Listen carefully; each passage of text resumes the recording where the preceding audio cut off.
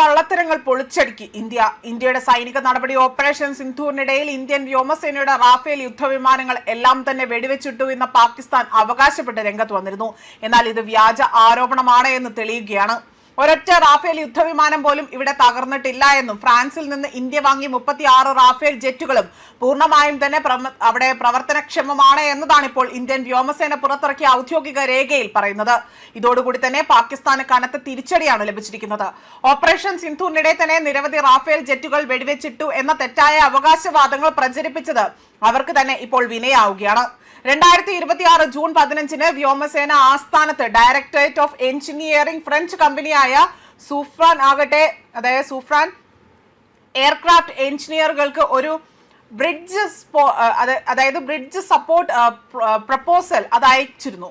ഇതൊരു തരത്തിലുള്ള സപ്പോർട്ട് ടെൻഡറാണ്. 2016 Indo French government to government കരാർ പ്രകാരം വാങ്ങിയ 36 റാഫേൽ വിമാനങ്ങളും ഇന്ത്യൻ വ്യോമസേന പ്രവർത്തിപ്പിക്കുന്നു എന്നും 2026 സെപ്റ്റംബറിന് ശേഷം അറ്റകുറ്റപ്പണികളും സാങ്കേതിക പിന്തുണയും ആവശ്യമാണ് എന്നും രേഖയിൽ വ്യക്തമായി തന്നെ പറയുന്നുണ്ട്.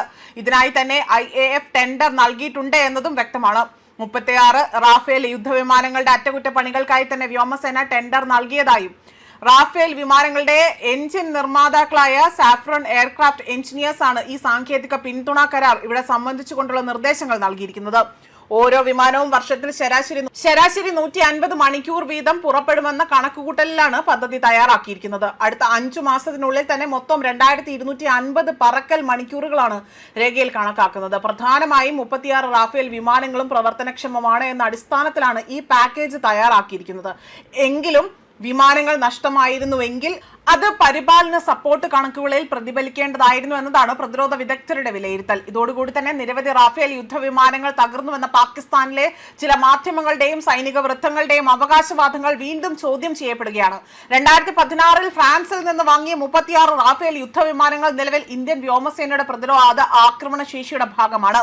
ഗോൾഡൻ അറോസ്റ്റ് ഉൾപ്പെടെയുള്ള സ്ക്വാഡ്രണുകളിലാണ് ഇവ വിന്യസിപ്പിച്ചിരിക്കുന്നത്. റാഫേൽ വിമാനങ്ങളെ കുറിച്ചുള്ള അഭ്യൂഹങ്ങൾക്കും പ്രചരണങ്ങൾക്കും ഇടയിൽ തന്നെ പുതിയ രേഖകൾ ഇന്ത്യൻ വ്യോമസേനയുടെ റാഫേൽ ഫ്ലീറ്റിന്റെ പൂർണ്ണ സജ്ജതയിലേക്ക് തന്നെ വിരൽ ചൂണ്ടുകയാണ്. അതേസമയം പ്രതിരോധ വൃത്തങ്ങൾ പറയുന്നത് അറ്റകുറ്റപ്പണികളും സഹായ കരാറുകളും സാധാരണയായി തന്നെ ഓപ്പറേറ്ററുടെ കൈവശമുള്ള യഥാർത്ഥ ഇൻവെന്ററിലേക്ക് അടിസ്ഥാനമാക്കിയുള്ളതാണ് എന്നതാണ്. 36 വിമാനങ്ങളെ മുഴുവൻ തന്നെ ആവർത്തിച്ചുകൊണ്ട് പരാമർശിക്കുന്നത് റാഫേൽ നഷ്ടത്തെക്കുറിച്ചുള്ള പാകിസ്ഥാന്റെ അവകാശവാദങ്ങളെ കൂടുതൽ ചോദ്യം ചെയ്യപ്പെടുകയാണ്. ഒരു ഇന്ത്യൻ വനിതാ പൈലറ്റിനെ പിടികൂടിയതായി തന്നെ പാകിസ്ഥാൻ തെറ്റായി അവകാശപ്പെടുന്നുണ്ട്.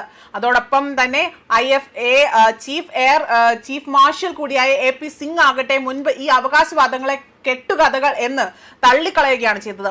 ഇന്ത്യൻ വ്യോമസേനയുടെ റാഫേൽ യുദ്ധവിമാനത്തിനായുള്ള ഈ ഒരു സ്പോട്ട് ടെൻഡർ ആകട്ടെ നിർദ്ദേശം റാഫേലിന്റെ M88 എഞ്ചിനുകൾ നിർമ്മിക്കുന്ന ആ ഒരു മാതൃ കമ്പനിയായ സൂഫ്രാൻ എയർക്രാഫ്റ്റ് എഞ്ചിനീയേഴ്സ് സമർപ്പിക്കുകയാണ് ചെയ്തത്. യഥാർത്ഥ ഉപകരണ നിർമ്മാതാവ് മാത്രമേ നിർദ്ദിഷ്ട സാങ്കേതിക പിന്തുണ സ്പെയിൻസ് പാർട്സ് അതുപോലെ തന്നെ അല്ലെങ്കിൽ അതിന്റെ സ്പെയർ പാർട്ടുകൾ അല്ലെങ്കിൽ സേവനങ്ങൾ നൽകാൻ കഴിയൂ എങ്കിൽ ഈ സമീപനം സാധാരണയായി തന്നെ സ്വീകരിക്കാറുണ്ട് എന്ന ഒരു കണ്ടെത്തൽ കൂടിയാണ് അല്ലെങ്കിൽ ഒരു വെളിപ്പെടുത്തൽ കൂടിയാണ് നടത്തിയിരിക്കുന്നത്. ന്യൂസ് ഡെസ്ക് കർമ്മ ന്യൂസ്.